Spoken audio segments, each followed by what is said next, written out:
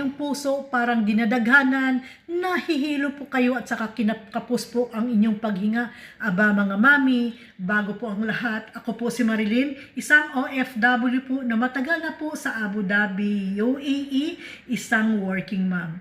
Yes po mga mami, yung sabi ko po sa inyo, kapag sumasakit po ang iyong dibdib, kapag naglalakad po kayo ng mabilisan, tumatakbo, nagja-jogging, nag-exercise po, sumasayaw ng Zumba, at saka iba pa po, ma-stress kayo ay sumasakit yan po mga mami. Huwag na po tayo magpatumpik-tumpik. Pumunto na po kayo sa cardiologist po para maiwasan po natin yung cardiac arrest or heart attack po mga mami.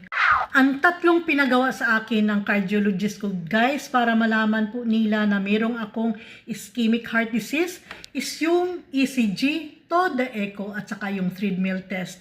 Sa aking ECG ay lumalabas doon na mayroon akong ischemic heart problem, heart disease, at saka siyempre sa treadmill test nakalagay po doon na multiple arteries na po ang affected po.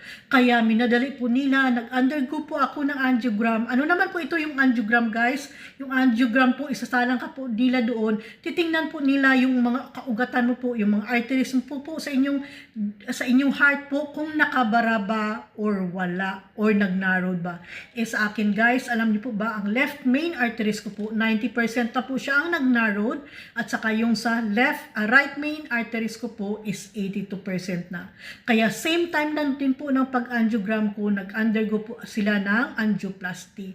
Nilagyan po nila ng stent ang aking heart, dalawang arteries ko po, left at saka main arteries ko po. Ito lang muna guys ang ma-share ko sa inyo. Kung gusto niyo po ang aking video, paki-share, like, and subscribe po sa akin. Thank you so much sa kapanood!